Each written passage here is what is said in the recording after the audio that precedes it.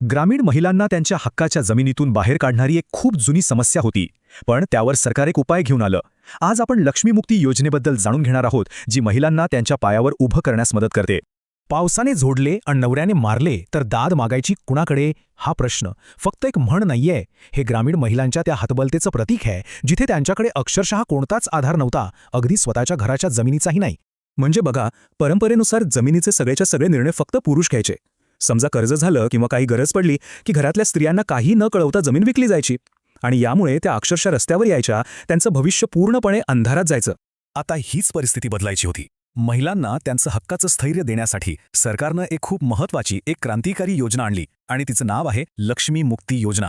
मग ही लक्ष्मी मुक्ती योजना नक्की आहे तरी काय? अगदी सोप्या भाषेत सांगायचं तर ही योजना घरातल्या महिलेला तिच्या कुटुंबाच्या शेतजमिनीची कायदेशीर सहमालक बनवते. म्हणजे तिचं नाव जमिनीच्या सरकारी रेकॉर्डवर, म्हणजेच 7/12 उतार्यावर अधिकृतपणे नोंदवलं जातं.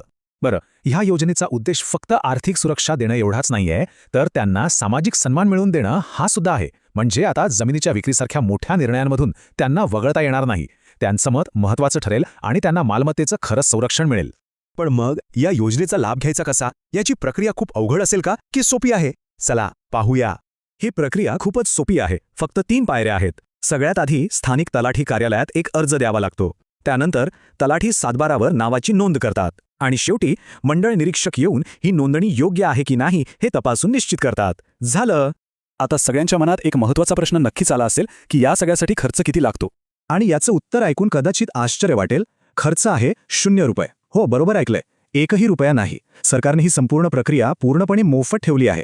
यासाठी कोणतीही रजिस्ट्रेशन फी किंवा स्टॅम्प ड्युटी भरायची गरज नाही. चला, नाव तर लागलं, पण या एका बदलामुळे महिलांच्या आयुष्यात खरंच काय फरक पडतो? त्यांना नेमके कोणते फायदे मिळतात ते आता आपण पाहूया.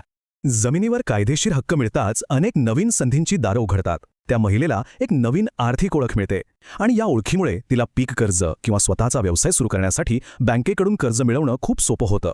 इतकंच नाही तर इतर अनेक सरकारी योजनांचा लाभ घेण्याचा मार्गही मोकळा होतो. खरं तर या योजनेमुळे महिलांच्या परिस्थितीत जमीन आसमानाचा फरक पडला आहे. आधी जिथे त्यांच्याकडे कोणताही कायदेशीर हक्क नव्हता, तिथे आता त्या जमिनीच्या सहमालक आहेत. आधी जिथे त्यांना निर्णयांमधून बाजूला सारलं जायचं, तिथे आता त्यांच्या परवानगीशिवाय जमिनीचा व्यवहार होऊच शकत नाही. आणि हाच या योजनेचा सर्वात महत्त्वाचा मुद्दा आहे. जणू काही तिचा आत्मा आहे. यामुळे महिलांना फक्त कागदोपत्री हक्क मिळत नाहीत, तर त्यांच्या मालमत्तेला संरक्षणाची एक भक्कम ढाळ मिळते, आणि यामुळे कुटुंबात आणि समाजात त्यांची जागा अधिक पक्की होते. थोडक्यात सांगायचं झालं तर लक्ष्मी मुक्ती योजनेमुळे महिलांना मालमत्तेच्या बाबतीत एक ठोस आणि वास्तविक सुरक्षा मिळाली आहे. ही केवळ एक योजना नाही, तर महिलांच्या आर्थिक स्वातंत्र्याकडे टाकलेले खूप महत्त्वाचं पाऊल आहे. पण जाता जाता एक प्रश्न मनात येतोच की महिलांच्या खऱ्या सक्षमीकरणासाठी केवळ जमिनीची मालकी मिळणं पुरेसं आहे का? यावर नक्कीच विचार करायला हवा.